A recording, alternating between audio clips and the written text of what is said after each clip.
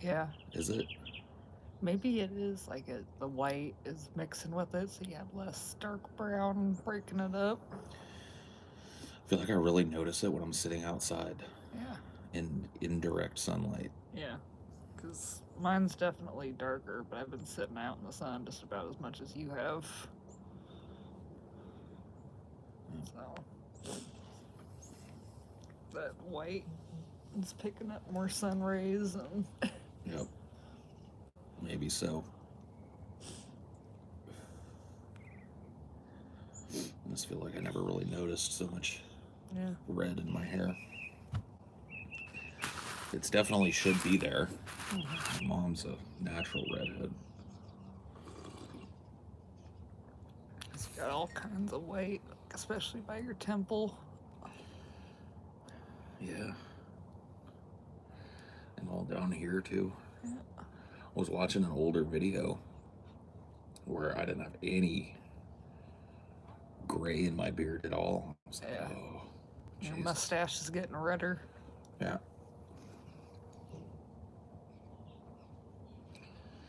The fuck is happening? It's not bad. I'm turning into a grandfather. Maybe the Irish is coming to get you. St. Patrick's Day is coming soon. Mm, yeah. You're gonna wake up with just shock red hair all over again. Oh no. Oh no. What it do? Hello, good morning. And I've seen so many people having little fires back here. I think we could probably get away with it. Yeah, for sure. I don't know what we would do with the ashes. I guess we just have to dump them. Yeah, just I mean, they they have ash and fertilizer, don't they? No. I'm not Yeah. sure. Maybe.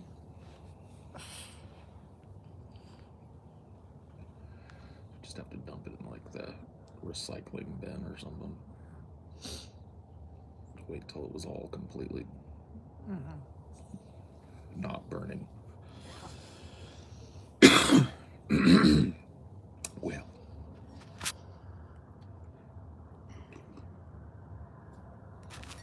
I mean, honestly, you just mixed it with the grass, it'd probably be fine.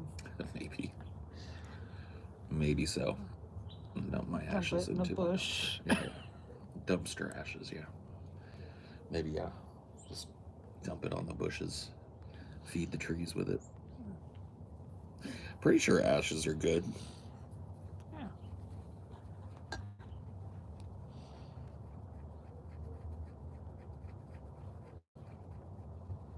Ugh.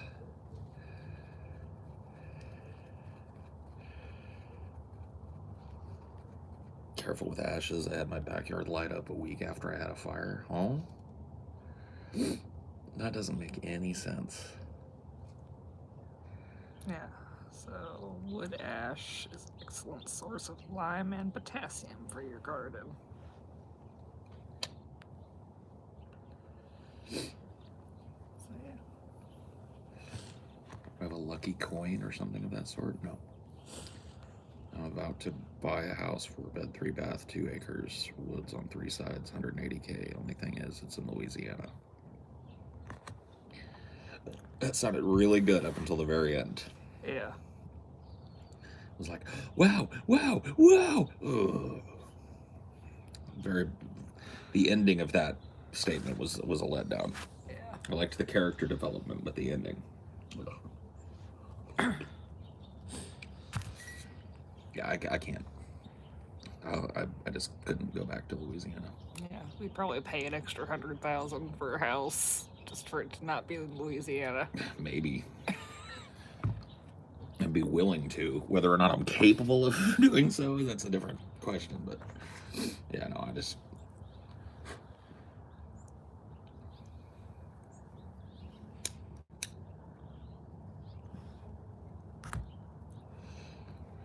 Yeah. I've had my taste of the deep south. That's enough. And that's about as deep south as it gets right there. Mm-hmm. Louisiana, that's about it. Had enough.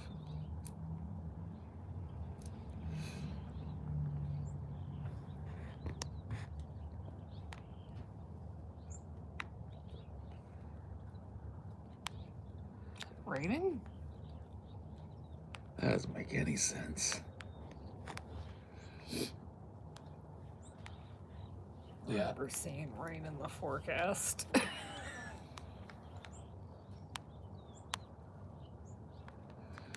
Probably just one little rainy cloud. Yeah, it says 1% chance of rain today. Hey, look at that, dude. We should play the lotto.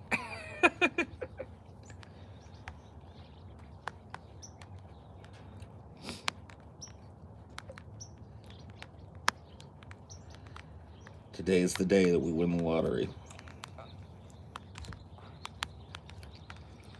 Did your time in Southern Alabama? Yeah. Well, I feel you. Good Lord. This is 1%. Still look like no 1% to me, dude. There's not even, like, if you look directly above us, it's yeah, blue. There's blue sky. It's like... Where's this even coming from? Go away. Get out of here.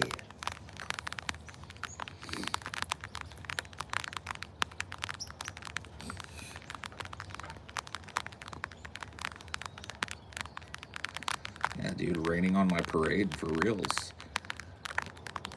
If I thought for a second that this would last longer than 2 or 3 minutes, I'd be going inside right now. Oh, yeah, there's no way this could last very long. It has to stop. There's just not a cloud up there to support it. What is this, a rainforest? What is this, D? I don't like it. I don't either. I'm not a fan. Dude, maybe we got all those military planes. Maybe they've been secretly doing rain experiments. Dude, we've seen them do a whole lot of chemtrails. Maybe they've been seeding the sky with fake rain.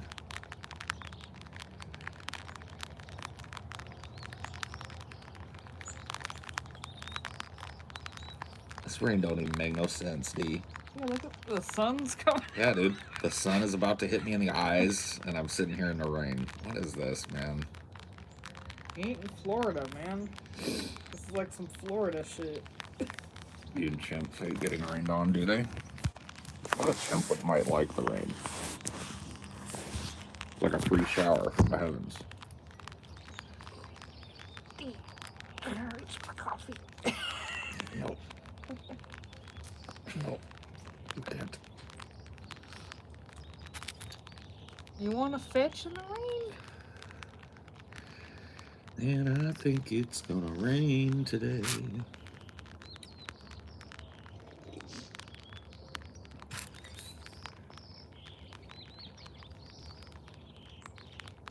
The birds are just as confused. And the birds are like, what? Since when?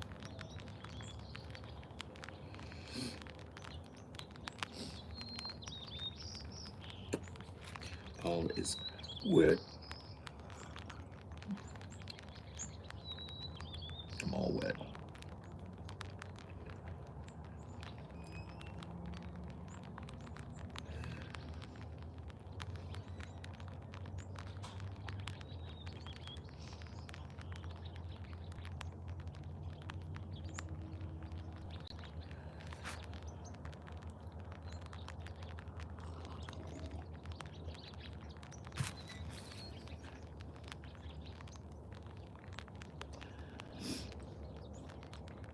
How much do you know about the loss of fertile soil over time by mass farming and agriculture? Not a lot. I know it's happening.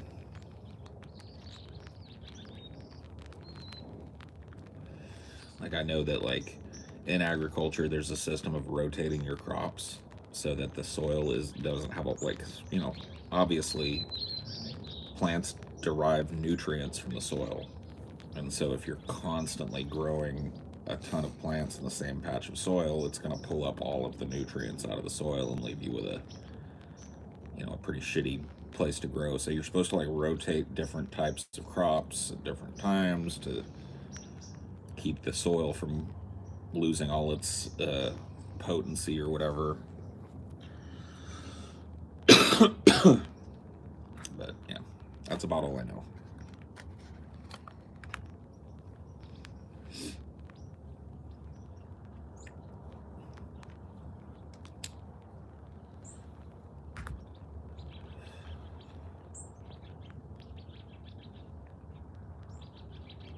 Causing our foods to become less nutritionally dense, less micronutrients.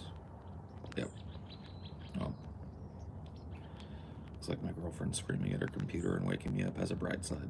She was screaming at her computer. Man.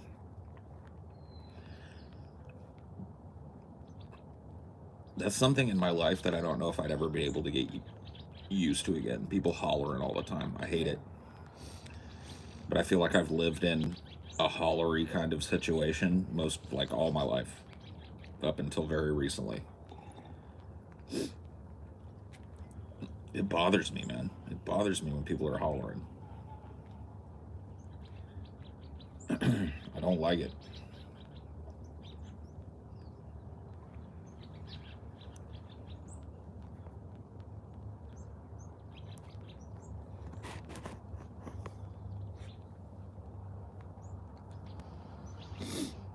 Hollering. Love it. Still going a little bit. Yeah. It's coming to the end.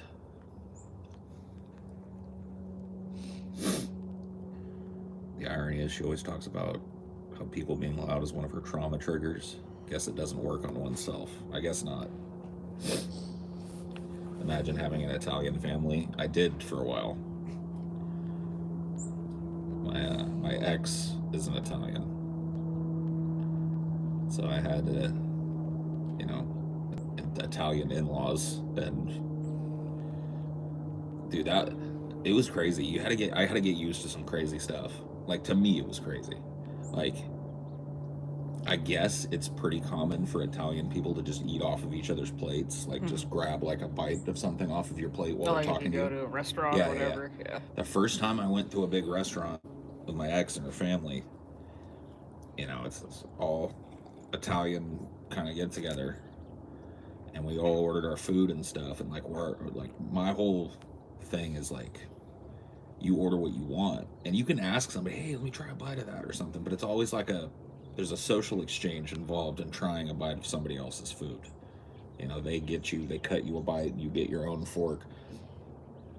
I remember I ordered a pile of it was like a burger and french fries, and I was sitting next to one of my ex's uncles, and then across from her stepdad, and there was just a bunch of people around me, and everybody was all in my shit.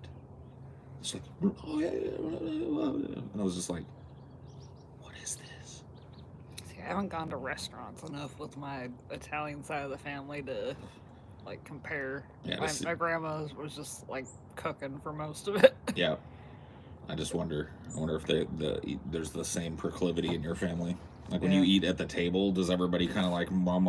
I mean, if we're eating at the table, then everyone has the same shit. I guess that's true. Yeah. Yeah. Yeah, dude. My grandpa, when he was alive, he'd never go. I think I saw him put on a shirt 2 times in my entire life. Dude, that's gangster. That's gangster. I wish I had the fortitude to just walk around shirtless. Did she at least give you a heads up? That's how her family was ahead of time. No, not really.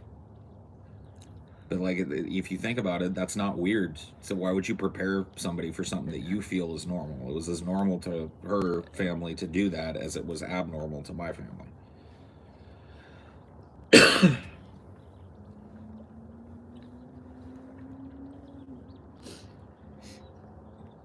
That's how Italians stay skinny. People just steal their food and they act like it's no big deal. That doesn't seem right. Because they're eating the same amount, they're just eating a little bit of everybody else's.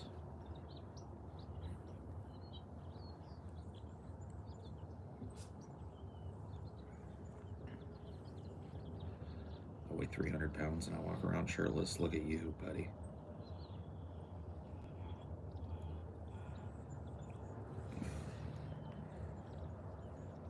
Go get a profile pic, please.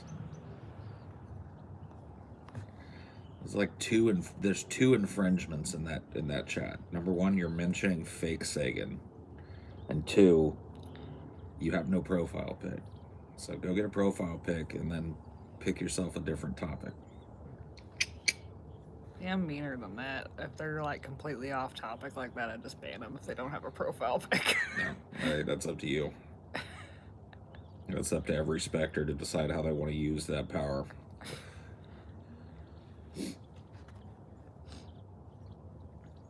Maybe Kazoom can give you some shirtless confidence tips. That dude had no place swinging his eraser nips around, but he does it anyway. I know. Who else was it? Oh, another dude that just like has absolutely no like self-awareness or shame when it comes to how fat he is Matty Matheson. Like he'll just walk around shirtless, walk around swinging his belly around. He doesn't care, and he dresses in like stuff that if I were to put it on, I'd be like, dude, I look ridiculous. Look how tight this shirt is. It's stupid. He doesn't care. He genuinely doesn't care. Or if he does, he's trained himself not to, or whatever. And that, like, I wish I could be that way. I wish I could be a person that just threw on any old whatever and just was like, hey, I'm fat as fuck, whatever, who cares? But I'm always, putting things on to try and hide my bulk. Oh yeah, this t-shirt's a little too small. Let's put on a bigger one. Let's do this. Let's do that. You can just tell he doesn't think about it. He just goes into his closet and grabs a t-shirt that fit him like 10 years ago, throws it on, throws on a pair of cargo shorts, some flip-flops, and he's done. So yeah, he's covered in tattoos too, Matty Matheson is. So maybe that helps. Maybe I should just get tatted from the neck down. Yeah. Just because I'm sure it would help, because it makes it look, it's like another shirt underneath your shirt almost. Yeah. Old dudes at the beach in Speedos. Yeah, dude. I wish I just like lacked a little bit of the self-awareness that I have when it comes to how I present myself. Because I really don't think it helps. It's not like to the average person I look any less fat wearing this than I would a tight t-shirt. They can tell I'm fat. So it's a losing battle to fight, and I wish I could just set it aside, but I can't. I'm not wired that way. I don't think tattoos hide the fat flubber. I don't think they hide it necessarily. They obfuscate it. It's like, all right, let me explain. If you took Matty Matheson's torso, which you can go look him up, and looked at it with no tattoos on it, you would be looking at all kinds of different features of his fatness, his nips, his man boobs, how big his belly is, how many rolls he's got, how much it laps over his belt.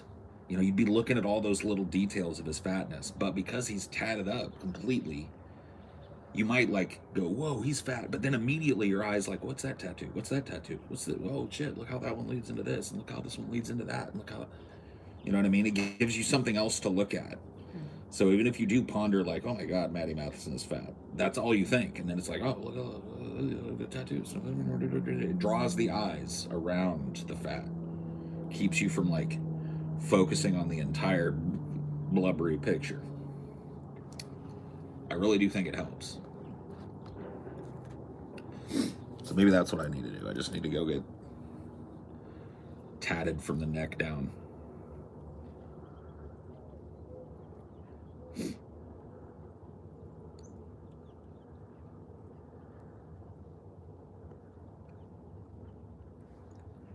I think I'm basically at the point now where I just, except for the one on my leg, I kind of just forget that I have the other ones. Yeah.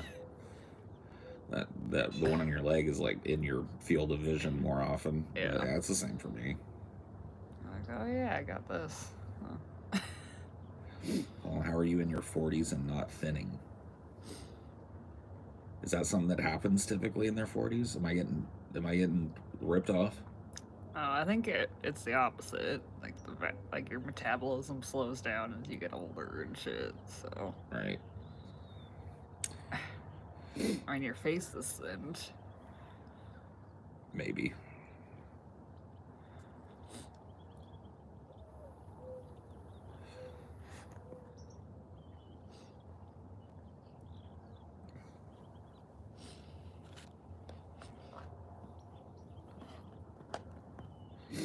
When I get shirtless, I picture myself as a fat, tough gangster that people are afraid of, so it boosts my confidence. There you go. I don't think that would work for me, but hey, good tactic.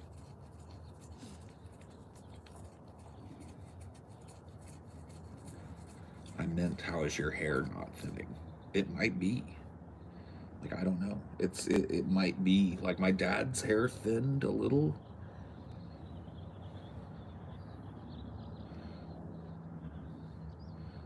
Like, I just don't have baldness in my family. My they say that if you want to look at what your head is going to look like, you have to look at your mom's dad. Like, that's the best indicator. It's not necessarily a perfect predictor, but there's a great indication as a man if you look at your grandpa on your mom's side. And whatever his hair was like, that's what your hair is probably going to be like in terms of male pattern baldness. And both of my grandfathers, my blood grandfathers, died with a full head of hair. So I just don't really think I have balding in my future. One less thing to worry about.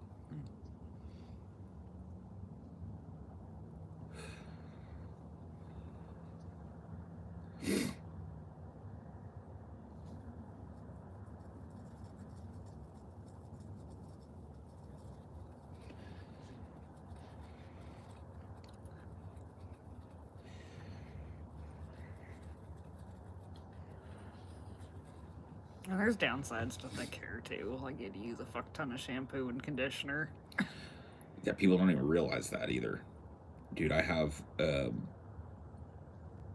dude, when I'm washing my hair, if I take like a normal amount of shampoo and put it in my hair and rub it around, like before I even start working on the actual length part of my hair, it'll absorb into just this.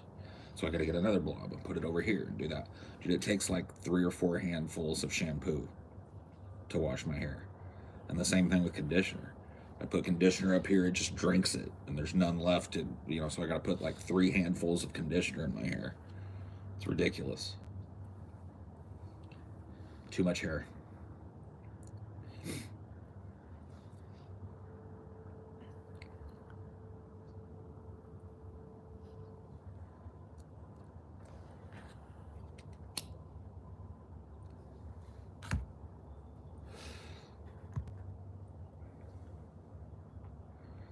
Quite a few gray hairs. When did those first pop up? Probably my late 30s is when I first think I saw like a gray hair. Started noticing it at like my temples.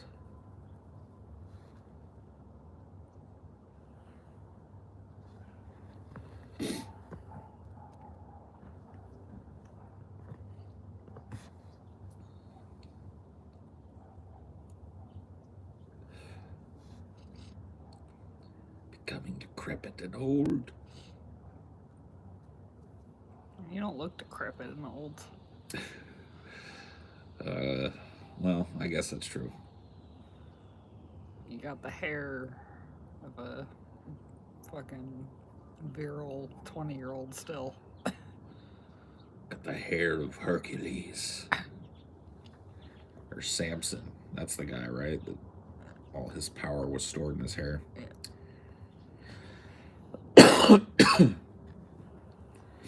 You actually look good for your 40s. I know people who look terrible at that stage in their life. I mean, I don't know. I think a lot of it is because a lot of me is covered, you know. If you could see the whole facial structure and shit, you probably notice a lot of sagginess happening. But I'm too hairy.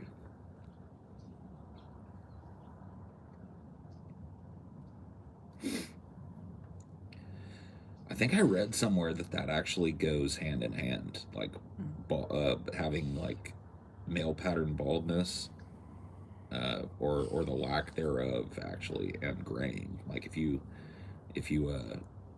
are genetically predisposed to not lose your hair, like I am, then you're sometimes people are genetically that they're like that are also genetically predisposed to early graying. I don't think I'm graying early. I think I'm graying on schedule, pretty much. Your hair is lighter too, so it's harder to tell. Yeah.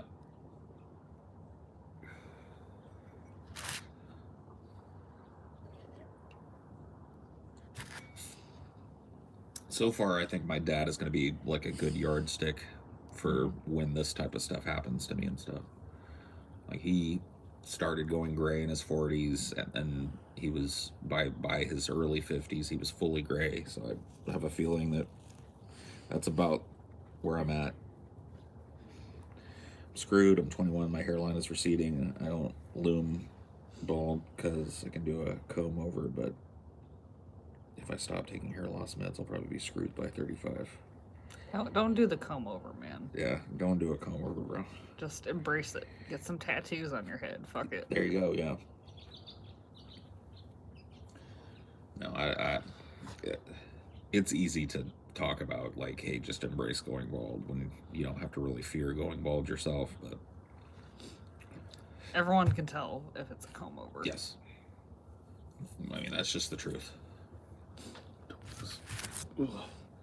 Here, I'll get it.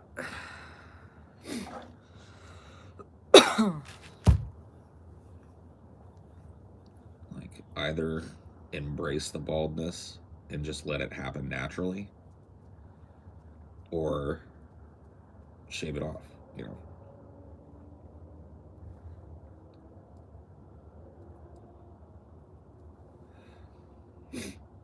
Embracing going bald really depends on the skull shape. Not really.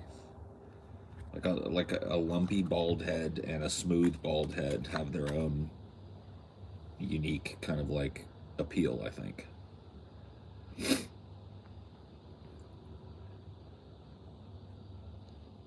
Or you can go the Biden route if you really wanna.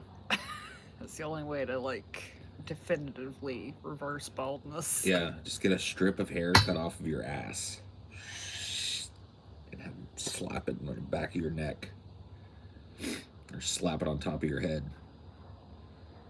You got some chest hair going, you can take that. Just have them move your pubes to your head.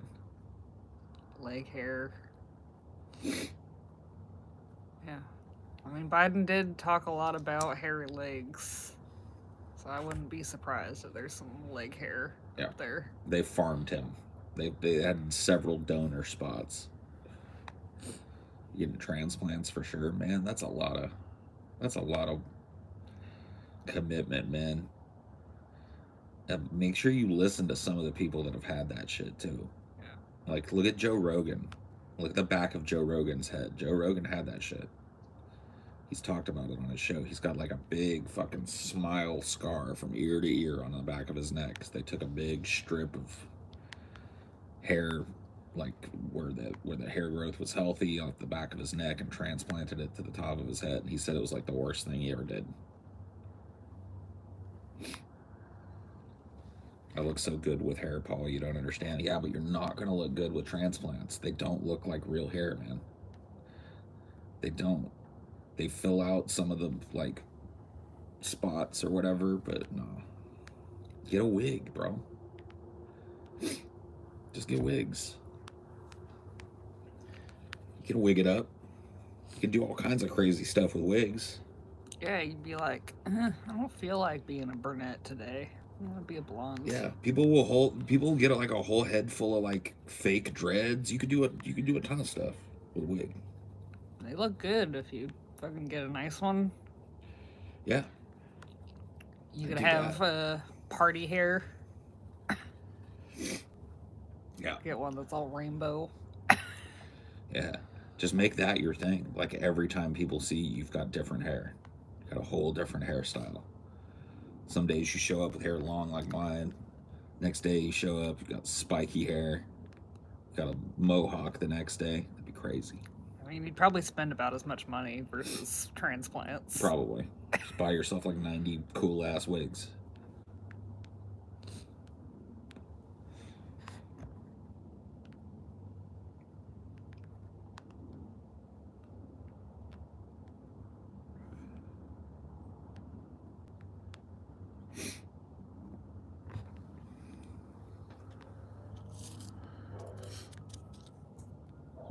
I think a lot of people like abuse their hair too, and that leads to a lot of men and probably some women having like hair loss. Mm-hmm. If you put a lot of products or you're constantly dyeing your hair, like I think that a lot of dudes when they start noticing they're going bald a little bit, they immediately start doing these chemical treatments and dye jobs and stuff like that, and I really honestly think that accelerates some of their hair loss.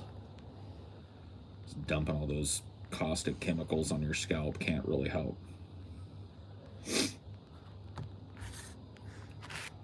Just go with the flow, man. I think wigs are infinitely cooler. I do too, just because they allow for like so many different expressions of hairstyle. Like if I cared enough about hair to justify it, like I would definitely go with the wigs because you could change totally how you look by just putting on a different wig. That's cool. But if you don't, then you're just like stuck with the comb over forever. Right, and yeah, you got one hairstyle you can do, the comb over, which fools nobody.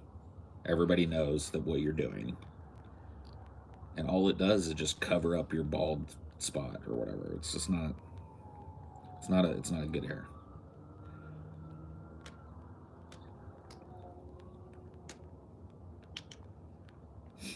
Get a flock of seagulls wig. Yeah, you could. You get all kinds of wigs.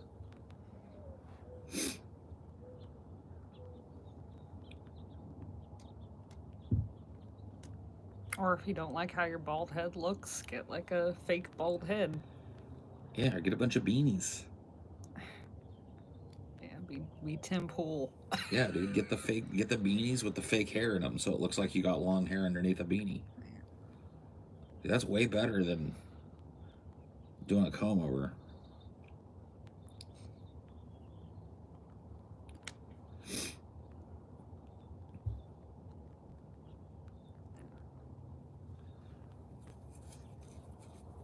So yeah, Joe Rogan's must not have even remotely stuck then, if he's just completely bald now. Yeah, I don't know. I mean, I think he had it reversed Yeah, or just because it just looked so weird.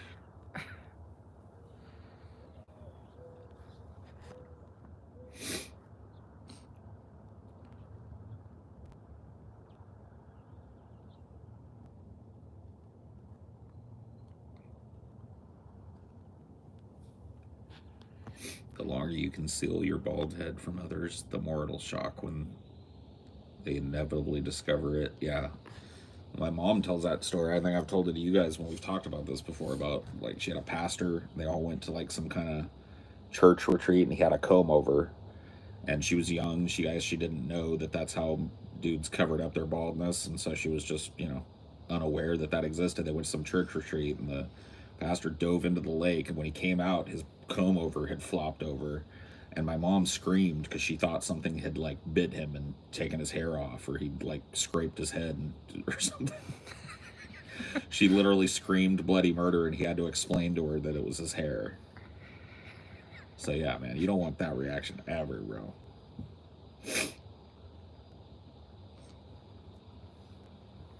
yeah.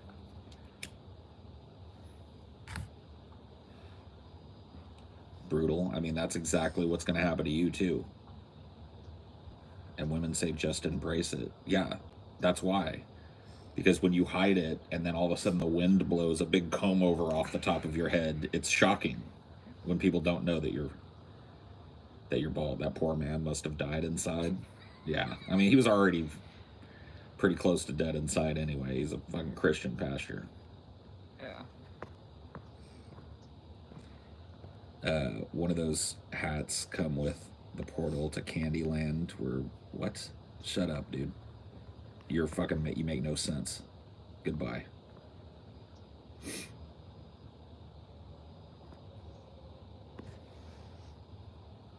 Or yeah, you don't have to be stuck with beanies. You could do some bowler hats. You could do some like fedoras. Yeah. Yeah, you could do all kinds of shit. Hats and wigs. You could do all kinds of crazy shit.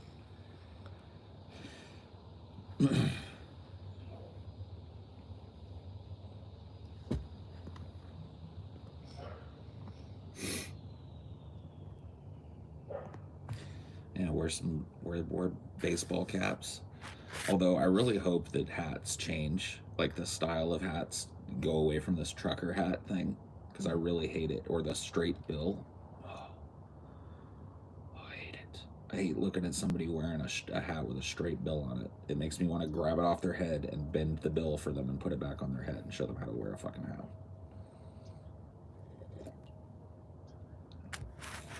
They gotta be all crisp now.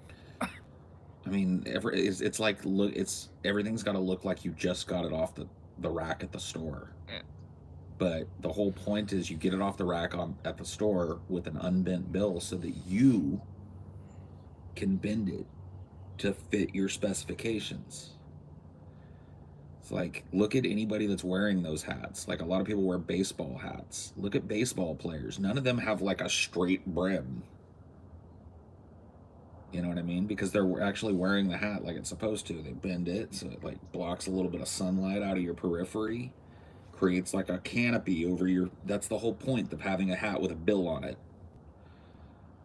And when you just like leave the hat straight, it leaves all this side angle for the sun to hit you in the face, and it just looks stupid. You look like a mannequin walking around. You look like a mannequin at like a sportswear shop.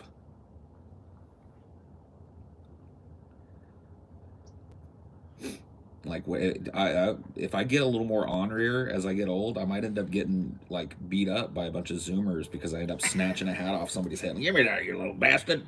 Show you how to wear this. Yeah. I mean, at a meetup or something, if someone was wearing that, you'd have to like, get TJ to steal the hat first because he's the best hat stealer. He is a hat thief. That is true.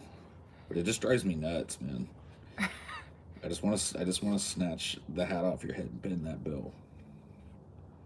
I don't know. Some people look better in it than others. I'll be honest with you. Like, there's some people that can pull that look off a lot better than the average Joe does. I think if you're like in your 40s and you still have like the straight snapback, you look like that fellow kid's meme. You start to look like a meth head.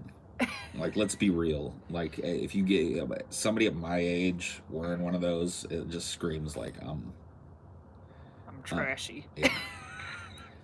I'm doing a lot of meth. I'm in a meth phase. So yeah, it looks cool on like a younger person, but when you see like an older person wearing like a big oversized jersey and baggy pants and a straight hat like that, but you can tell by looking at their face that they're like 45 plus, you're just like,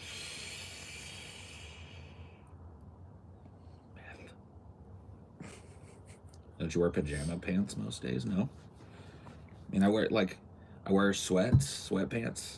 I wear scrubs. So I've got like, what I'm wearing right now is like a pair of like hospital scrubs, I guess. I got a bunch of different colors of those. Those are fucking comfy, dude. So yeah, I really don't wear jeans or slacks ever. There's no point. Yeah. And you can get scrubs that like look pantsier. Yeah.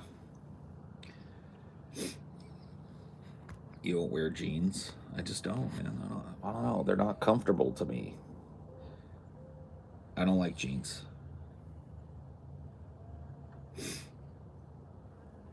They're not comfortable to wear, so I don't wear them. I wore them for a long time. It's not like I've never worn jeans. I used to have nothing but jeans. I just don't wear them anymore. You wear jeggings? Maybe I should get a pair.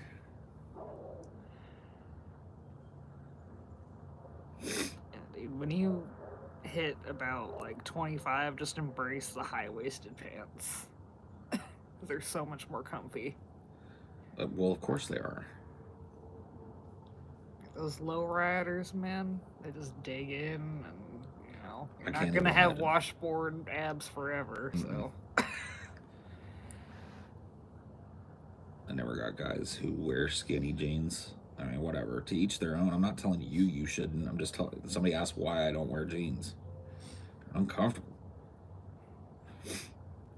So yeah, like, I think I've got a pair of like khakis, like a khaki pair of khaki shorts, cargo shorts or whatever. I've got one pair of those, and then pretty much like I've got some basketball shorts, style shorts, and then I've got um, sweatpants, and I've got scrub pants, and I've got a pair of slacks for, you know, the occasion.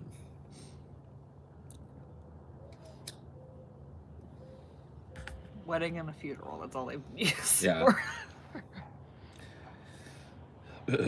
That's what they're in there for. I really wish that you could do different things with that too, because like I do not look good being dressed up.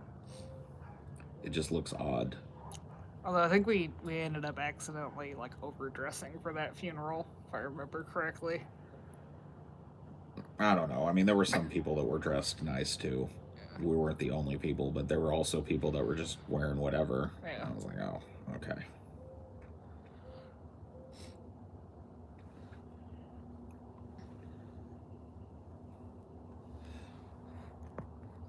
Imagine seeing Paul with his current look dressed in slacks at the water cooler. It would never go over, man.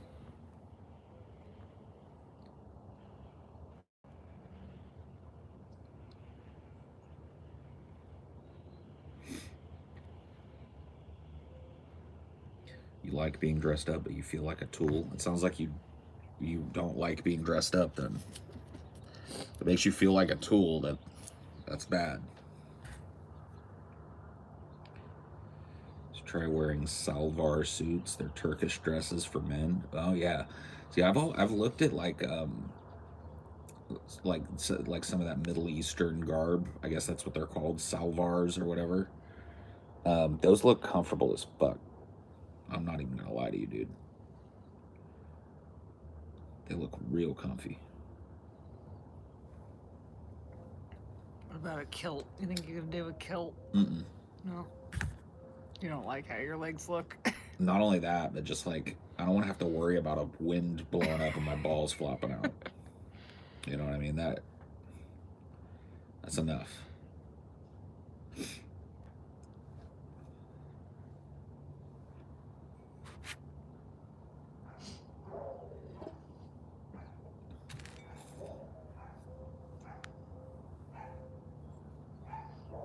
Kilts are awesome. I mean, yeah, they're cool, but yeah, I'm Irish.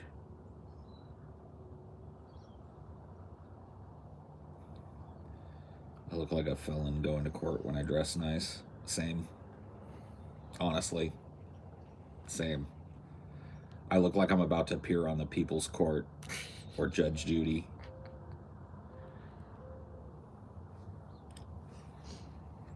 I mean, if you ever do like get that situation, we should fucking just be like, fuck it, let's do Judge Judy.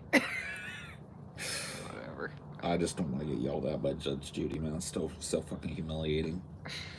I would be so scared that to say the wrong thing to Judge Judy and set off her rage that I would not be a good contestant.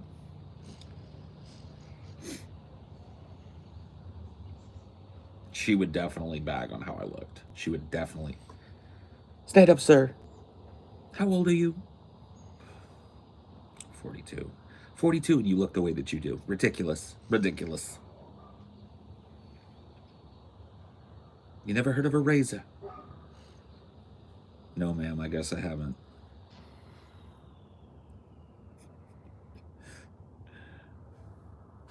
I guess not.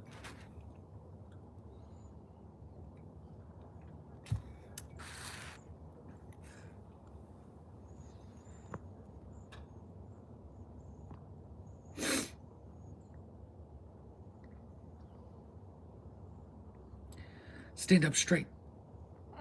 Like I'm trying. This is the best I can do.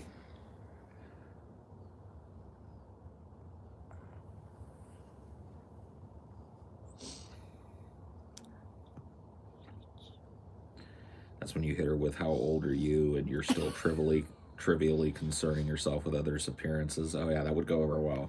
You can't do that to a judge, man. Well, not to Judge Judy. I mean, you might be able to get away with doing that to like Judge Joe Brown or something. Like Judge Joe Brown used to let people get one off every once in a while, but Judge Judy, she doesn't put up with that shit. Yeah, Joe Brown let people get a little sassy sometimes before he wouldn't fly off the handle immediately if people sassed him. But Judy,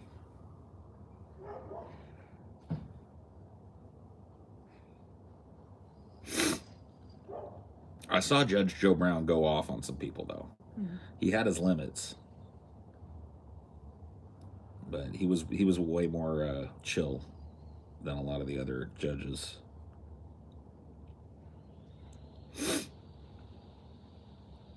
What do you think the best celebrity judge would be that hasn't done it?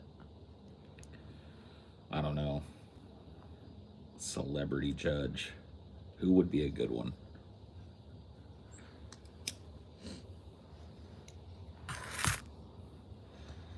Judge Lil Pump.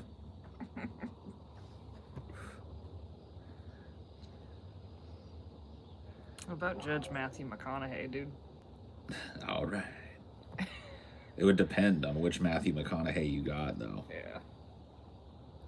Judge Gary Busey, yeah, dude, I They couldn't. did that. Yeah, I know. I couldn't even watch it. It's too weird. It's too weird. He's too weird. Kevin Hart, no, I don't want to see him anywhere. I'm sick to death of Kevin Hart. I wish the Keebler elves would come and take Kevin Hart back to the factory, man. I'm sick of his ass. Yeah, dude. We tried watching Soul Plane and it was Oh bad. my god, dude, that movie is, dude, Soul Plane. And here's the thing, I never watched Soul Plane a bunch of times, but I remember watching it once, high, and going like, hey, all right, that was a pretty funny little stoner, dude. That movie is nigh on unwatchable, bro. It aged like fucking milk. Yeah, I mean, on top of just not being funny, it's just filled with like all kinds of like anti-gay jokes and anti-trans jokes. Anti-Middle Eastern And jokes. yeah, it's just like filled to the brim with like shitty ass anti-Middle Easterner jokes. And this was at a time where like people that looked Middle Eastern, people that weren't even from the Middle East, if you just looked like you were Middle Eastern in this country, there, people were getting assaulted and discriminated against left and right. And that movie was just filled to the brim with every nasty impulse from the 90s and early 2000s, just wrapped all into one fucking unfunny. It just no thank you.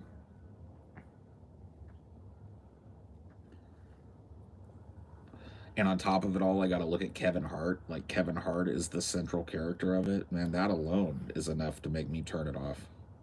Yeah, they should have focused on Snoop about 10 times more. Oh yeah, Snoop should have been the central character of it. It should have been like, for that movie to be good, it should have been about the pilot Snoop and how he like refuses to like run his plane like everybody else's plane, and he makes the soul plane. You know what I mean? And it's a plane where a bunch of people get on and smoke weed and shenanigans ensue. Instead, it was just like a plane where, there was like one gay guy on the plane that everybody made fun of, and it was not cool. And then they had it like separated into like the it's like, okay, so it's Soul Plane, right? So it's supposed to be a plane for black folks, right? That's the whole idea. Like, this is a plane, but it's made for the sensibilities of black folks, dude. The coach class or whatever, like the business class seats or whatever, they look like the ghetto. They had like high school lockers sideways instead of bins, with like spray paint all over them. It was all dirty and stinky back there, and I'm just like, what is this? Bus rails. Yeah, I was like, is this what black people would do if they were allowed to design a plane? Make it look like a fucking rundown. It was just odd. It didn't feel like it's a movie filled with black people that were, super popular at the time and stuff. and it's marketed towards black folk. Why would black folk want to see themselves like corralled in a hood? You know, I get like the joke. The joke was, oh, look at the difference between first class and coach. I get the joke, but like, why would any black person like agree to ride on a plane that was all shitty in the back? You know what I mean?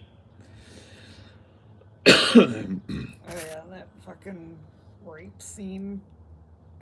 The rape scene? Yeah, with Queen Latifah or whatever. Or she was TSA.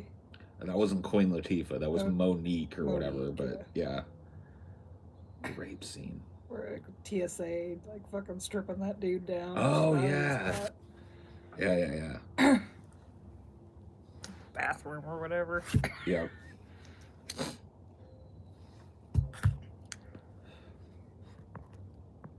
Was it written by white guys? I don't know who wrote it. Was Cedric the Entertainer in that? I don't know.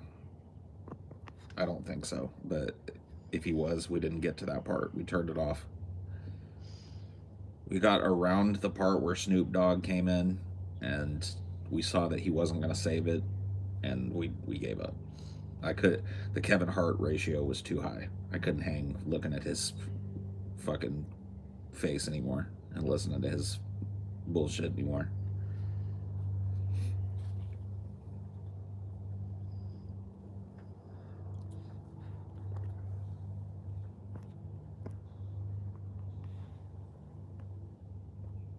Soul Plan is astonishing. It transcends our understanding. It's scarily too clever. The subtext is beyond our comprehension. Oh yeah. Agreed. It's just too complex of an idea.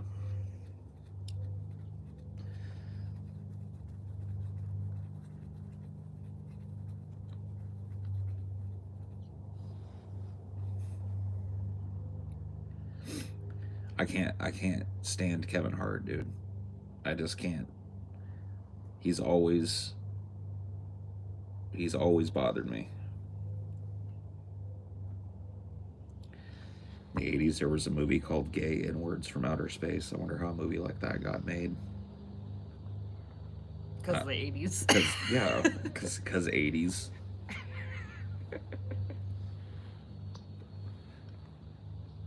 I don't get how people find Kevin Hart funny. I watched half a special and had to turn it off because it was so bad. I don't know. I haven't really watched a whole lot of his stand-up. I'm familiar with Kevin Hart because he's always like a guest host on something, or he pops up on an award show, or he's in a commercial, or he pops up in a movie. And every time that happens, I kind of roll my eyes and hope that he's just a cameo or some shit and not going to be the whole thing.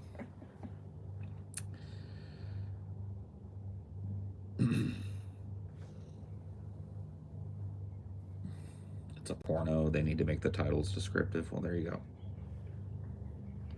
You gotta know what you're getting into. Mm-hmm. He's 5'2". I don't know if... I know he's... I don't even really care. It's not his height that bothers me.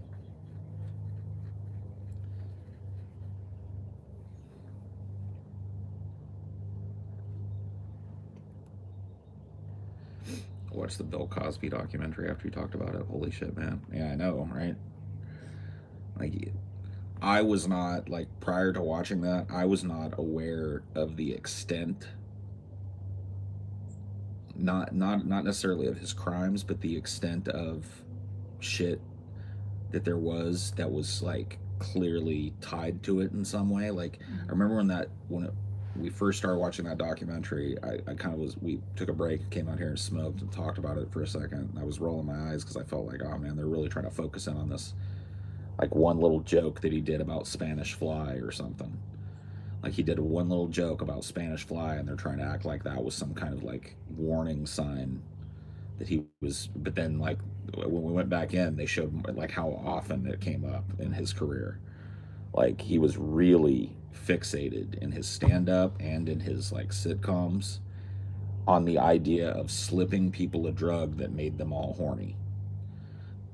I'd forgotten, like, even on the Cosby Show, he because he was a doctor on the Cosby Show, and it's implied that he like made some kind of cocktail and put it in his barbecue sauce to make people all lovey-dovey.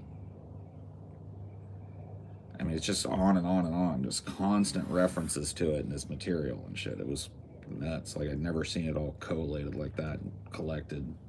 And just the list and how many decades it went on. Yeah.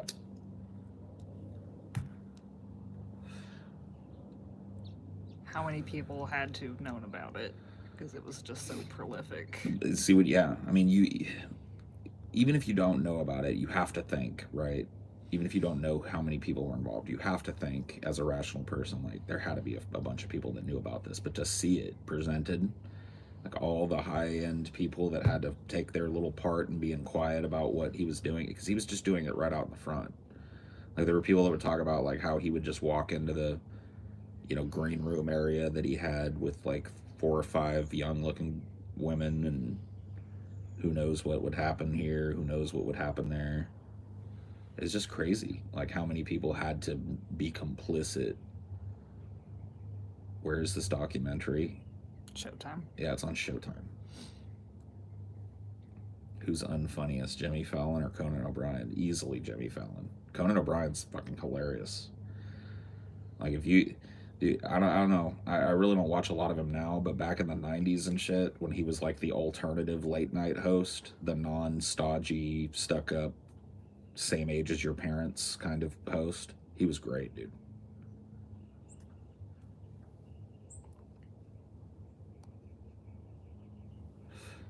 Yeah, that Cosby documentary was crazy. It was just insane how many people were aware of what was going on. It wasn't them being complicit. Most people could say something and nothing would happen. Well, no, that's just not true, man. See, the thing is, it's like a conspiracy of silence. Because look at all it took. All it took was one person, Hannibal Buress, going like, Bill Cosby's a fucking rapist. Like, he risked his career to say what everybody in the business knew. That's what blew the lid off of it. Was one person not going like, I'm just going to nod my head now that I know that Bill Cosby rapes women. I'm just going to go like, oh, well, guess that's Hollywood. He just said it. And it went viral. So these people could have spoken out. These people could have gotten together and spoken out. There were already news stories. Like, he said, like, you know, there's more results on Google than there are for Hannibal Buress was his, his like, clincher or whatever. Yep. So, yeah. Like, that's always how that type of stuff manifests. Payoffs.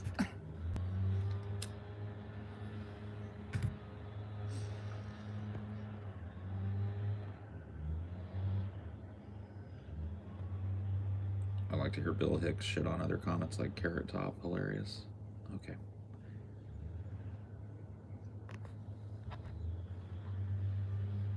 Razor Fist makes videos defending Cosby. He thinks all the accusers are gold diggers. Yeah. Okie dokie. Whatever you say, boss.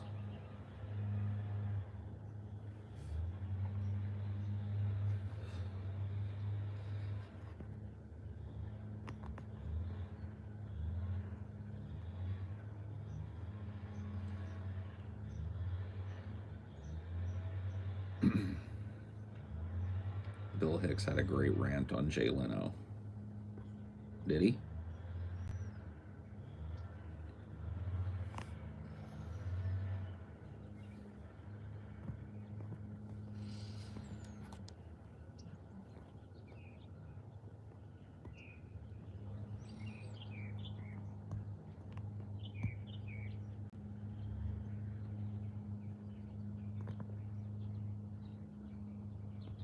Hey, I was wondering what Razor Fist was up to these days. Nobody. Yeah, I know.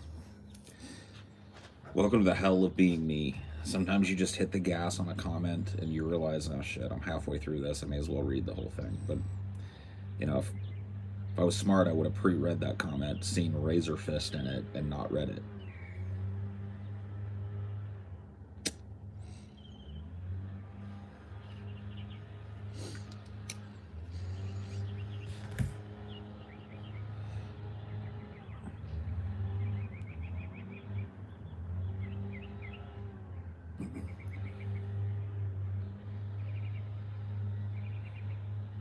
was wondering when that was going to start.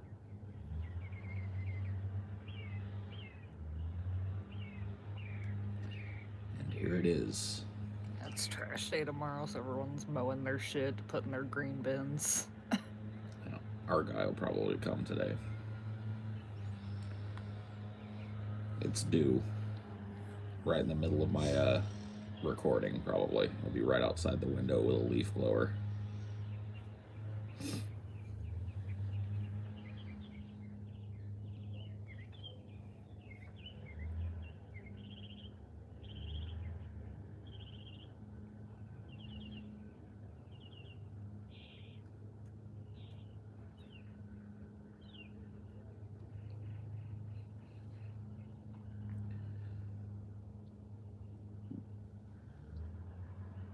Hello, Joanne. We don't have a special bin for plant matter here. I just redistribute my clippings to help the brown patches. Nice.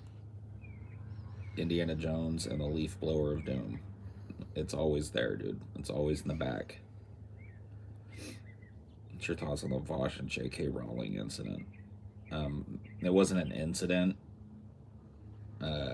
I don't know, dude. I saw the whole back and forth thing. I just think that anybody that cares about what either of them has to say at this point are pretty fucking stupid. If you want my honest opinion about it.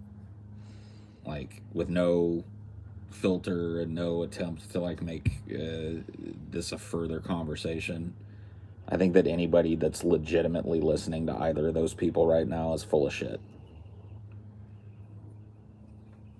There you go. That's my take.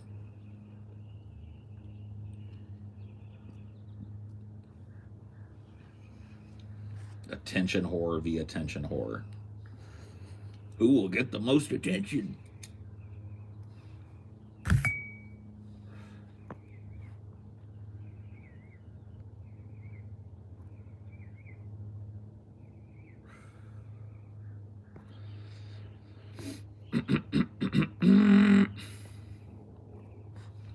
But my Harry Potter, you know, like, why can't you just enjoy Harry Potter as a work of art and not worry about the person who wrote it?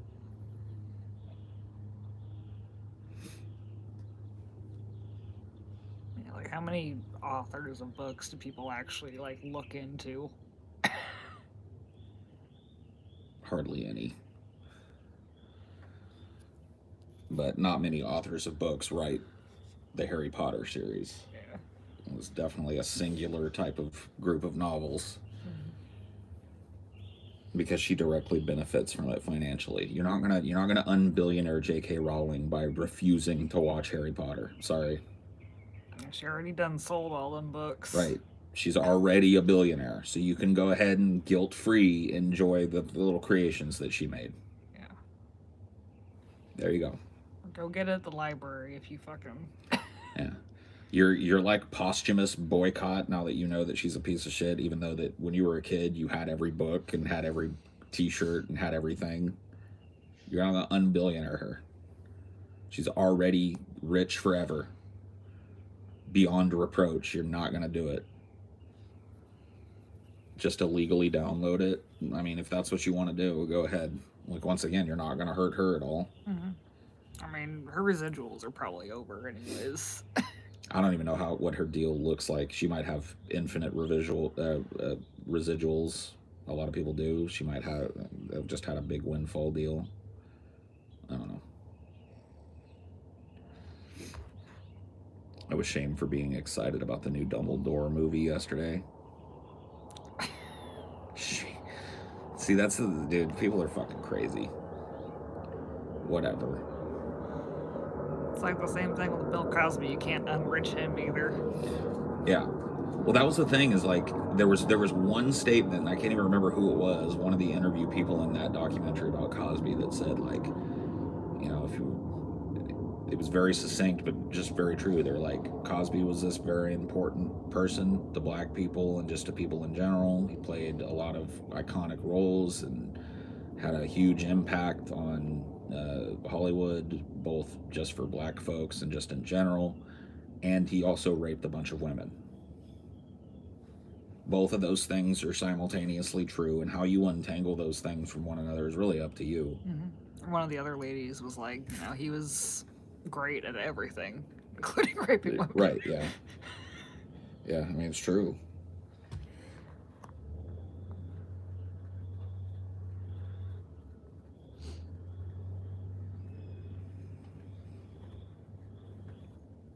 You should watch the Michael Jackson doc series if you've not seen it. What's the Leaving Neverland or whatever? I saw it way back when. I don't remember much about it, to be honest with you.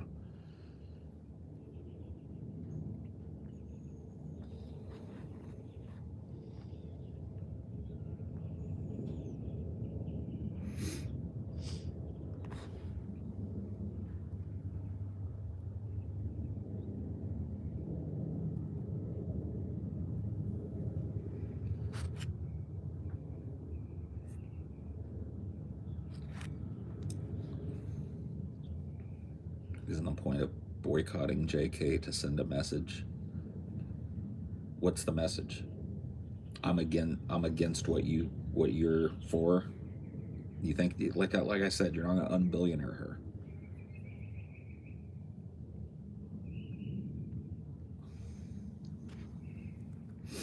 You just can't. She's too rich. She's too well off.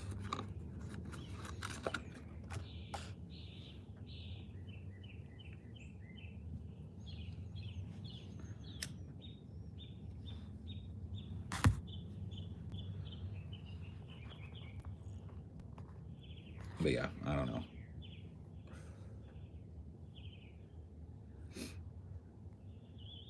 From what I understand about the tweet exchange between them, she did a transphobia and he did a misogyny. And the argument seems to be centered around which one of them was more wrong. I couldn't think of something more boring and less consequential to spend 15 seconds summarizing than that.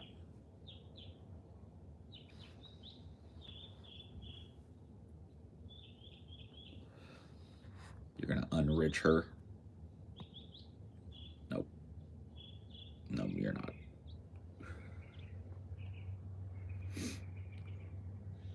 It's a convenient way for people to pretend they're doing something. If they actually lived their principles, they wouldn't support any unethical business, probably. The point of boycotting is so she can't use your money to boost an anti-trans message. It will ultimately be unsuccessful, but there are better authors. You can't see, the thing is, she has the money now. She already has your money. J.K. Rowling could literally make $0 every day for the rest of her life, and she would be fabulously rich until the day she died, and so would everybody that she leaves that money to. She's got literal fuck you money forever. She's a billionaire. And every interaction you have with her on Twitter raises her profile. No matter what. And it automatically raises the profile of anybody she interacts with. So, your continued mentioning of her and keeping her a talking point allows her to continuously remain relevant. Bosch freaked out on his community for calling him out using his tactics the other day. Who cares?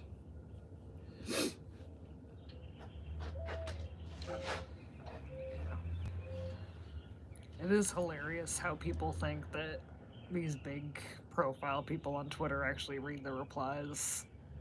I know. If you want to see like the real dum-dums, like look at the replies to like Biden on Twitter. I can't. That's like the desert of all things intelligent. You don't go there, man. It's like saying, I'm not going to order off of Amazon and thinking you're making a difference. No, I mean, you can actually, like, boycotting is fine, but don't think that it's going to stop what's happening. You know what I mean? Like, you can, I personally try not to order from Amazon unless I have no other choice, because I don't like the way they treat their workers. So go ahead, don't buy the Harry Potter book, don't do this, but there's no way I can avoid giving Amazon money. Like so many of the websites that I visit are hosted on Amazon digital services, and it's so interwoven into the culture that there's a chance that Amazon gets contracted to deliver something for you, or you order through some third-party company and you don't know that they fulfill through Amazon. There's no way. You know what I mean? So I do what I can. Like I ordered from eBay one time, and it was literally just an Amazon package that was like rewrapped. Yeah. When are you forced to order something? What do you mean? And you just literally can't find it anywhere else. Right. Like I tried to order one thing through like the actual manufacturer, and they just didn't deliver. So it's like, well, fuck. They're only sending their inventory to. Yeah.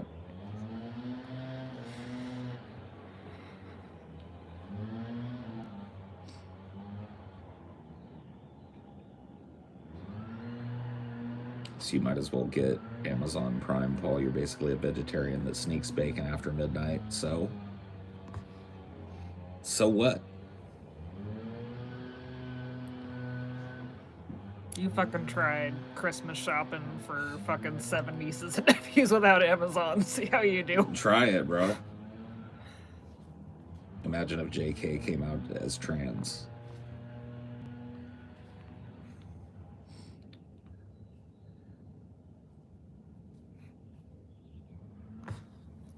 Like, have you been to a retail store recently? It's kind of a nightmare in there. And a lot of times there's like, dude, if you go on Amazon and compare the selection on Amazon with the selection at a retail outlet, it's fucking insane. Like, it's become how people shop. There's no ethical consumption in capitalism, right? That's why getting into this like boycott game doesn't make a whole lot of sense for me, right?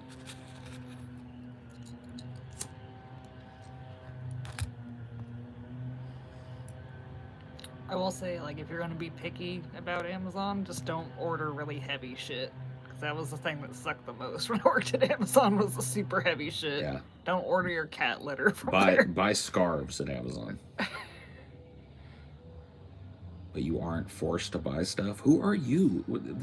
Do you think I live in a hut in the woods? What do you mean I'm not forced to buy stuff? I've got dogs. I've got a dog. I've got a cat. I'm forced to buy them food. Right?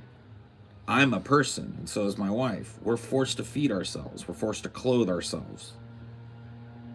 Yeah? You understand?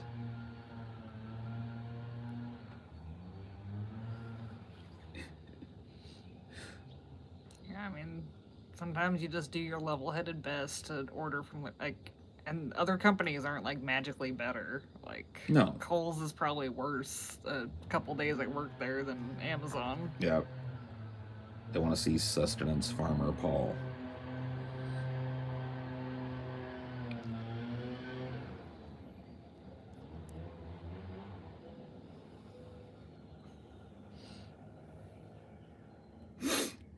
You're forced to get Johnny new shoes. Hypnotic gesturing. You get a pair of shoes, Johnny? I'll get you a pair of shoes. I'll send you some slippers. Some Gucci slides. Think about all the Fortnite V-Bucks you could have right now if you stopped paying those pesky bills. I know. Good point.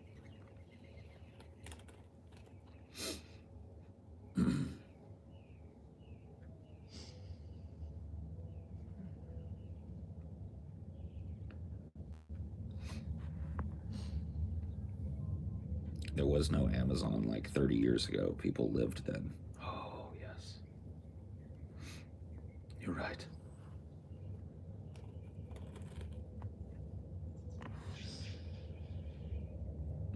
You know what? It probably sucked harder for the workers.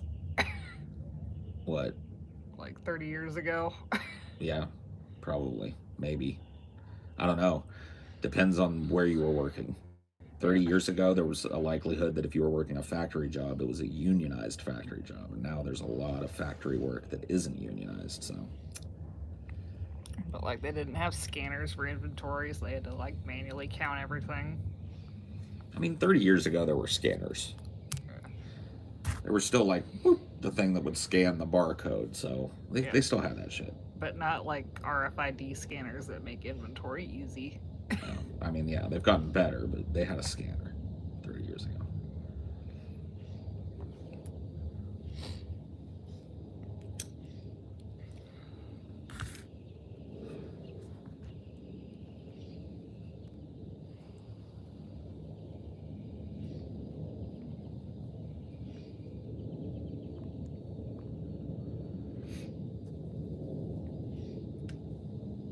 Dude, Amazon coming along virtually destroyed retail. It's almost pointless if you want to look at like at a different selection of like we had to buy a microwave when we came here because the kitchen at the house we rent doesn't have a microwave installed. And we went to Walmart, wasn't it? Or Target. Or was it Target? We went to Target and they had like 5 microwaves. Not even that. I think it was like 3. Yeah. And they were all just like pretty pricey microwaves. And it was just like,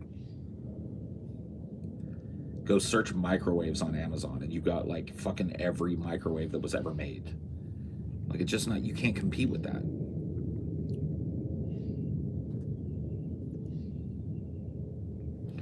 Malls are dead. Malls are a dead idea. If you order online from another store, they have the same kind of fulfillment centers that Amazon does. Right. The problem is people don't want to leave their house to buy stuff. That is not the problem. The problem is that it doesn't make sense. You're limiting your choice if you do that. That's the problem. These retail outlets cannot compete with the type of stock you can put online. Whether it's Amazon or eBay or, you know, your own fulfillment thing, you can't compete. They can't have a warehouse filled with every type of good imaginable where you go to browse it. And even if they did, imagine how long it would take you to walk through that giant warehouse and find what you were looking for. It's just absurd. Like it completely supersedes your ability to actually go out and do the same type of shopping. That's why most people do it that way. Like the convenience aspect is one thing, but it really is like time investment. Like I could go on Amazon right now and look at 300 different microwaves and find the perfect one that fits my budget, order it, click a button, and walk away, and I'd be done in 10, 15 minutes. If I went to Target... It took us like 20 minutes to even find them. Right. Yeah, we wandered... Well, I mean, we had other things to buy too, but like, you know, yeah, we wandered around the Target forever just looking for the microwaves, and then when we found them, there were only like 3 different ones.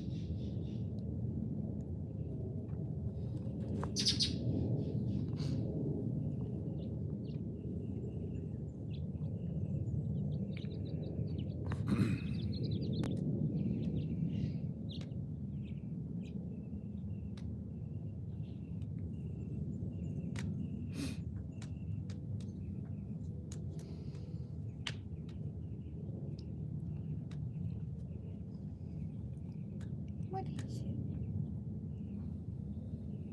Does it matter? You want some nap time? Whoa. You almost slipped. You big goof. Oh. You big old goof.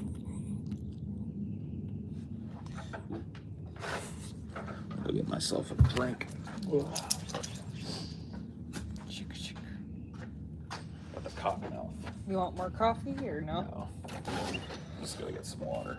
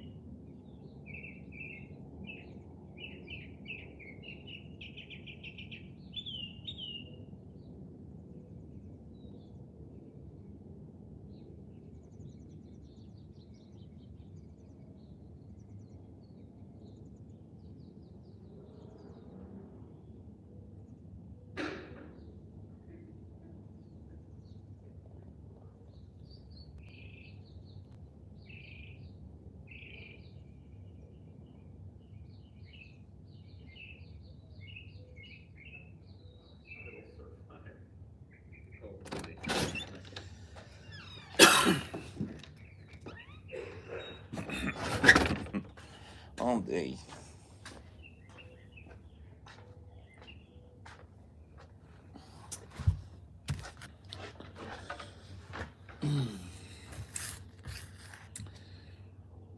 Sketches of Winkle.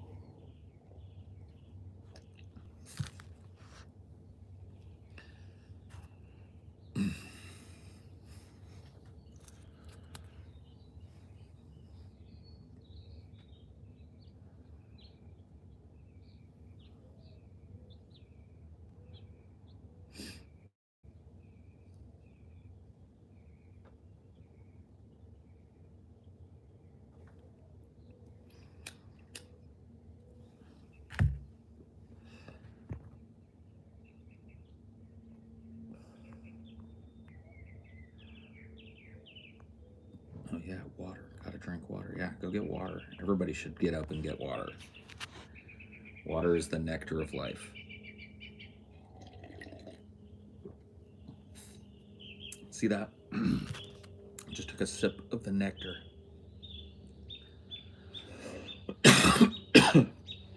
And some of it went down the wrong pipe.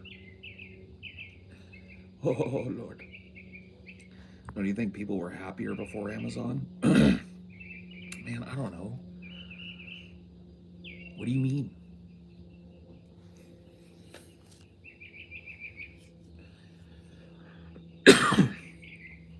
Like when? People were happier before Amazon. When? What time period were they happier? When was this utopian time that we should be looking back towards? You only drink lean? Good for you. Water noodle man sucking on a gas can. Boom, ba-dum, ba-dum, ba.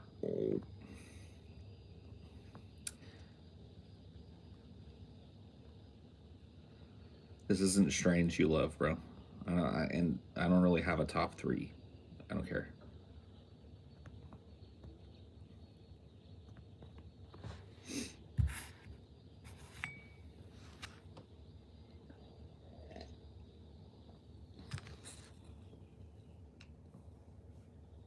Top 3.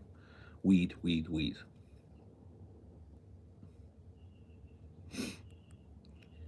Yeah, I'm not from the time where people cared about that shit. I'm from before that.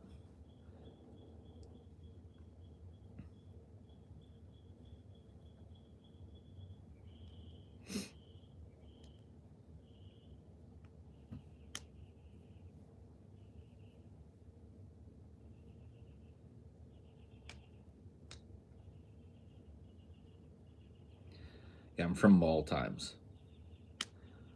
People were happier before the Industrial Revolution. Oh yeah? According to who? Who have you interviewed from pre-Industrial Revolution that's told you that?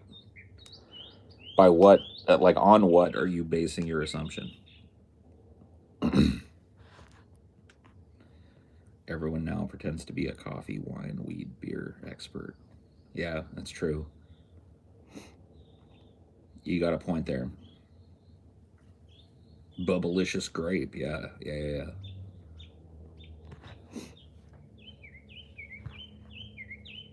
Stone Age people were the happiest generation. Oh yeah, dude, I've met a lot of old Stone Agers, and they talk, they reminisce about the days of using flint tools and dying of small cuts because they didn't have antiseptic, and getting gored by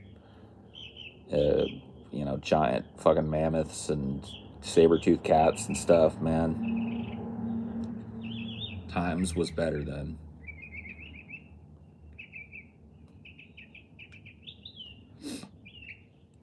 And see, I don't buy this whole like people were happier back then or people are happier now kind of thing, because I don't think that happiness is something that you can measure as a wide metric. I think that it's so personal and it means so many different things to so many different people.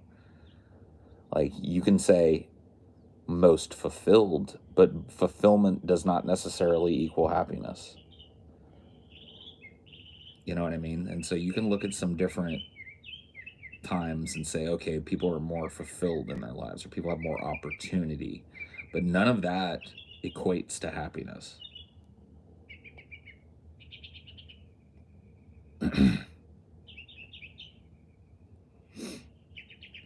Right. I think, and this is just me, maybe painting a little bit of my own pessimism onto the topic, but I think that if you asked most people, are you happy? And you injected them with a big dose of truth serum, I'd be willing to bet that the answer is no. Like most people would probably say no.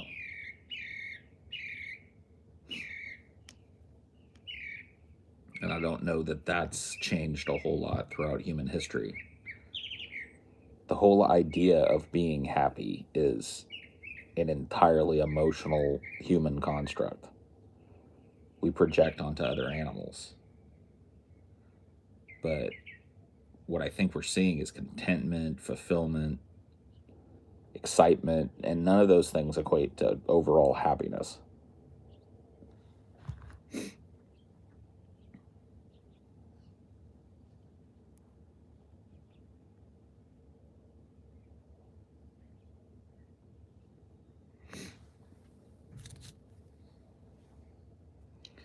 You're very happy.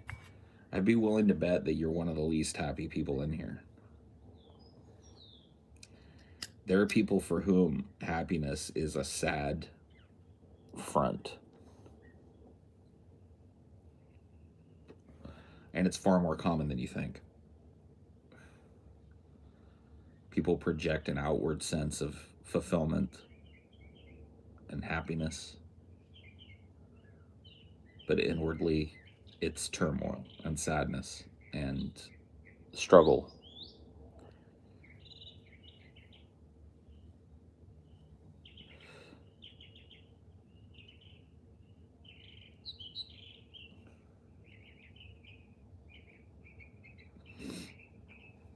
Happiness, dude.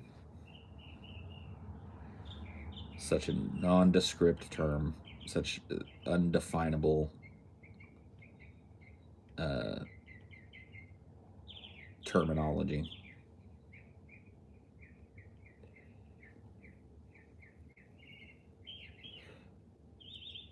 Just came into some money. No more struggle. Oh boy. Man, you never heard Biggie and Puffy? You didn't learn?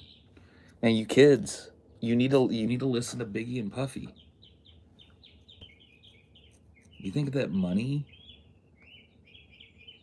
means an end to your worries? The more money we come across, the more problems we see.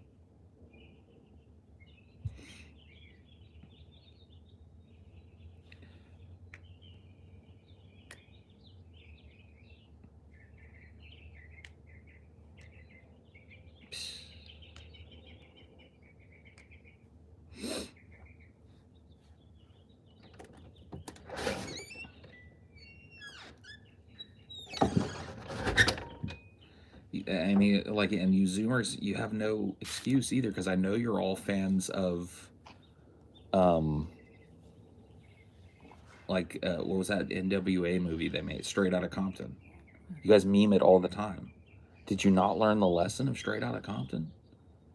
Dude, the more money that got injected into those dudes' lives, the less stable they became. And the less able to maintain friendships with one another and maintain actual human relationships, which, you know, that's kind of what matters, right, in life.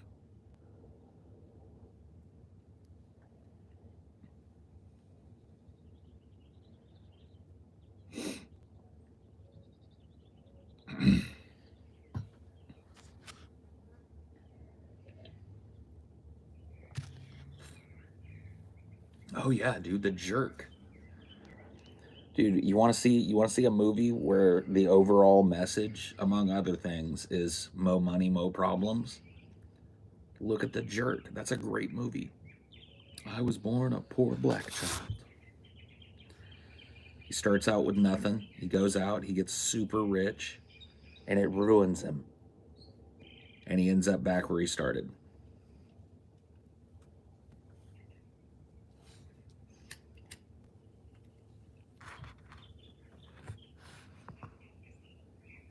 He invents the OptiGrab, dude. Dude,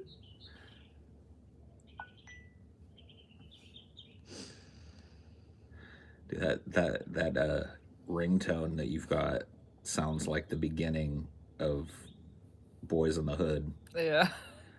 Like play the first opening bar of Boys in the Hood. Yeah. Let's see. Sorry.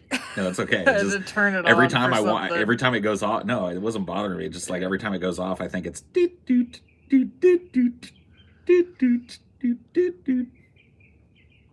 All right. So. You're talking about the Easy. Yeah, Easy Boys in the Hood. Yeah. It would be NWA, I guess. Hey, yo, man, you remember that shit Easy did a while back? Motherfucker said, No. No, That's sorry. It. That's all right. stupid shit, man. Hey, yo, Easy. Hey, See. man, just come off the piano for a minute, man, and bust this crazy shit. I just want to hear the little. Woke up quick. What? About noon, just thought that I had to be in. This isn't it. No.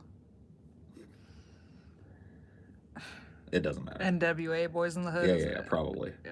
Woke up quick. Nope. About noon. Don't catch a copyright now. Oh, whatever. I don't care. Just reminds me of that. Yeah. Is it Dem Boys? I don't know. I don't know which song it is. I thought it was Boys in the Hood. Yeah. It's the old one though. It's in the middle of the song. The breakdown. Okay, yeah. The breakdown comes later in the song. Who cares? It just reminds me of that. Sorry. Doot, doot, doot, doot, doot, doot, doot, doot, doot, doot.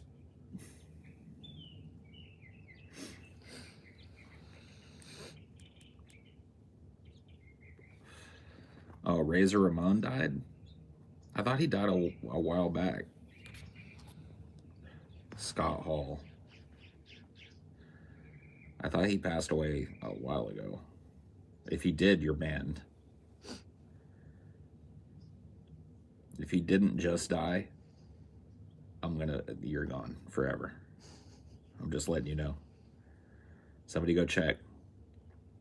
When did Scott Hall die? If it's not today, I want that person banned. Yeah, it's new. Got it. Okay, it's new. It was yesterday.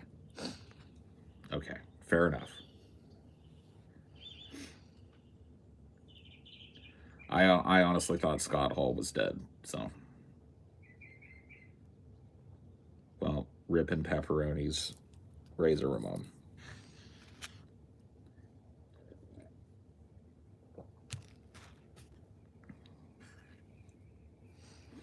He was part of the last wave of wrestling that I really cared about.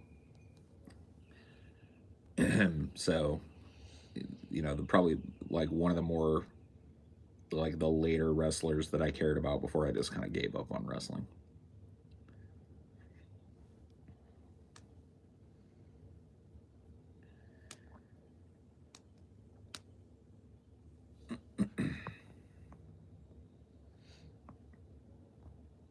Yeah, I know. I mean, I'd heard he was sick. That's why I thought he was dead.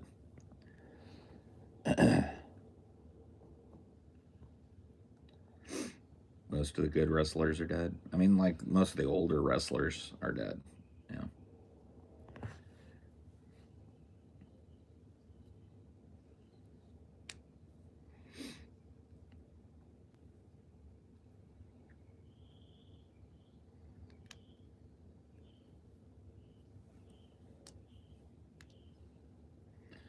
No. I like a lot of way older wrestlers than the Outsiders. I'm 31 now. I can't watch that anymore. It's a soap opera for men.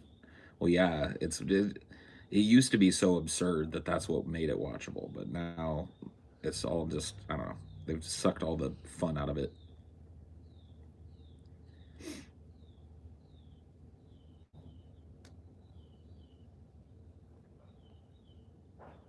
yeah, I guess broke his hip, and then that done killed him. I mean, yeah, that's you get to a certain age that can be deadly. It means the total loss of your mobility. Yeah, he had a blood clot, and just Yep.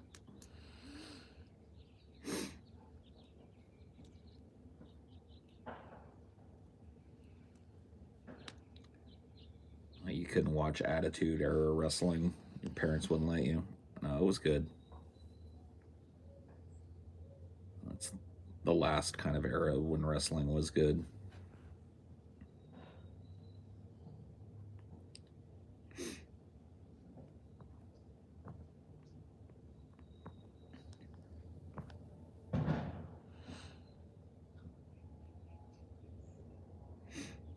You feel like you're living in a past cultural vacuum, not wanting to watch the trendy new shows, superhero films.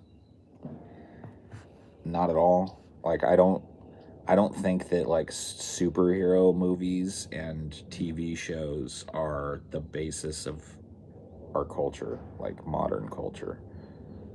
So no.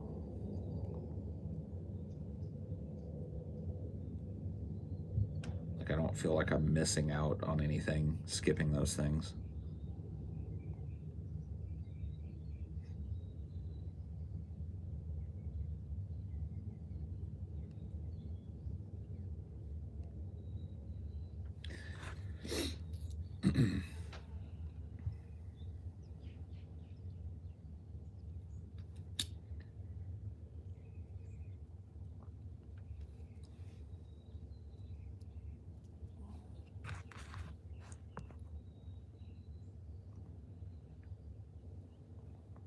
Why have superheroes taken over cinema? We talked about this yesterday.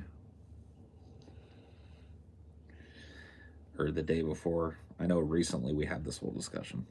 I can't remember when it was, but yeah, basically just it's a replacement veneer for the action genre. So it's basically the same thing as a Western. It's just a new way of skinning it. Kind of hate the dorks that keep these superhero movies going. They're slowly but surely drying up. I mean, I think to a certain extent they're always going to be popular if they're as they're dropped. But as far as like them being the dominant form of movie entertainment, I think their time is pretty much up. There was way less buzz about this Batman movie than any other release of a Batman movie ever. Like, let's put it that way. Like, I remember back in the 90s and shit when a new Batman movie was coming out, like, even if it was a shitty one, everything came to a fucking screeching halt. Nobody was talking about anything else. And this whole ass Batman movie crept up on me, and the only way that I knew it was coming out was because TJ was like, oh, I'm gonna go see that new Batman movie. It just wasn't anywhere else. Didn't reach me through any other channel, so there's way less people buzzing about these movies than there was 10 years ago. Or 20 years ago. Probably because the new Batman film was great. With a capital G, great. Wow.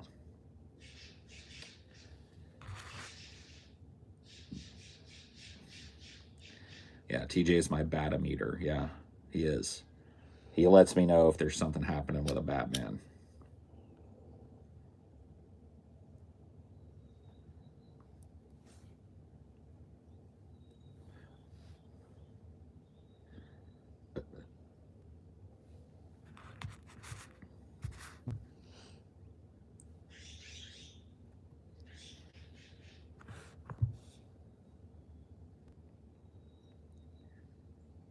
Kenobi press release has me worried Disney done goofed again. I kind of feel the same way about Star Wars now. Like, I don't take anything that's released from the Star Wars universe the least bit seriously. I don't even really consider it like actual Star Wars stuff. I think that, like, in time, people will look back on Lucasfilm's Star Wars properties and then post Disney buyout Star Wars properties. I honestly think that with another 20 or 30 years, that's how people will talk about Star Wars. And I genuinely think they're two different things, honestly. Like, I would even protect the prequels. Shitty as they are, they're part of that same arc to me. And these newer movies are just...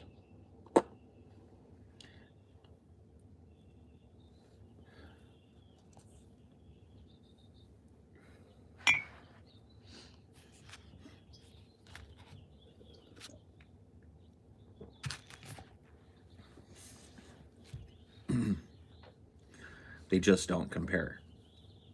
Like, the older movies look better.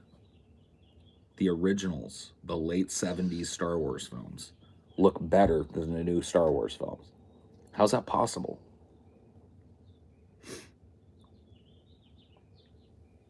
So much more money thrown at it, so much more technology, and you know that there is the technology to blend those two types of movie making, but they chose not to.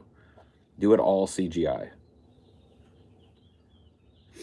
Didn't they like bring Carrie Fisher back from the dead from one of them too?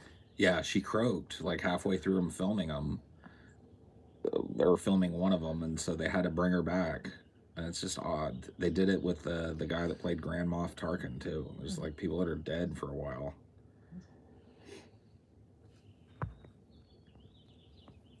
If you're not watching the latest Disney, Marvel, Amazon show, is it worth watching? Huh?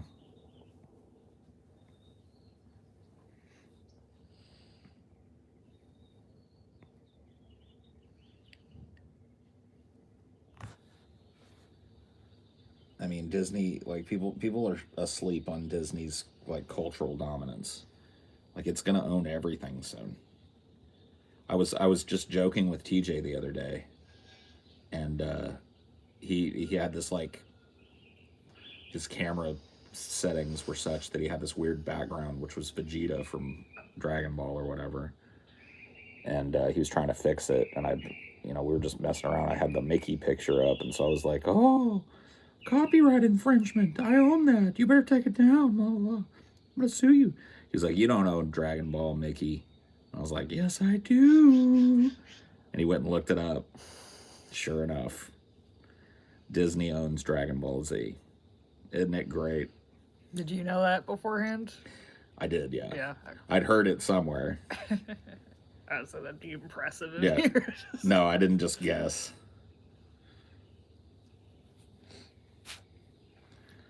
No, I'd heard it because I remember reading some little news blurb about how they were working on a TV show, a live-action TV show that stars Vegeta. So Disney is, like, slowly but surely positioning itself to own every culturally relevant franchise in the world.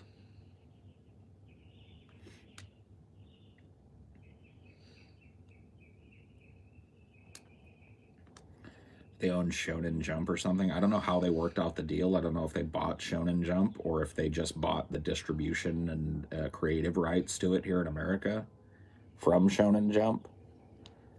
But yeah, Disney owns the Dragon Ball franchise now.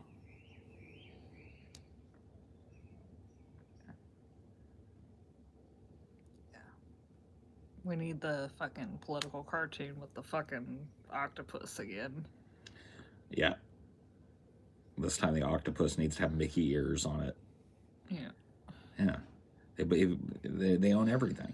They're slowly but surely gobbling up every franchise of note, every old kind of long-standing tradition of note being brought under the Mickey umbrella. And it's being done quietly. Like, it's shocking to me because I'm not even a big fan of Dragon Ball. I know TJ probably likes it way more than I did. I know he watched way more of it than I did. And, the mouse owns it. There's actually like 2 properties that Disney is in development on.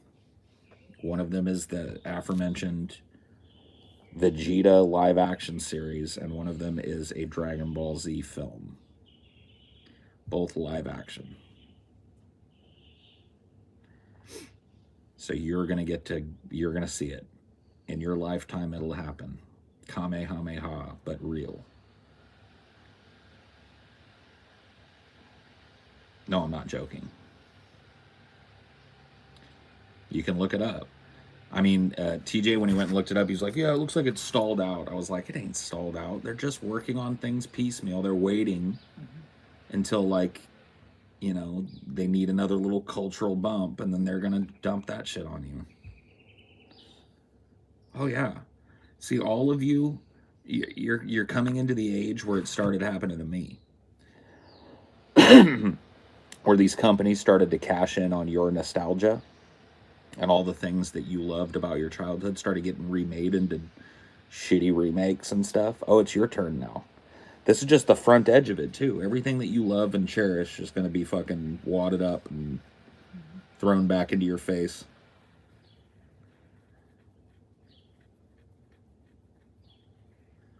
Oh, yeah. Well, that's the hard part of it. The hard part of it is that, like, there's going to be a ton of people who embrace it. And you're going to feel like an outsider for hating it. Because the next generation is going to go, yeah, it's our Dragon Ball. It's our Star Wars. It's like, oh, God, no.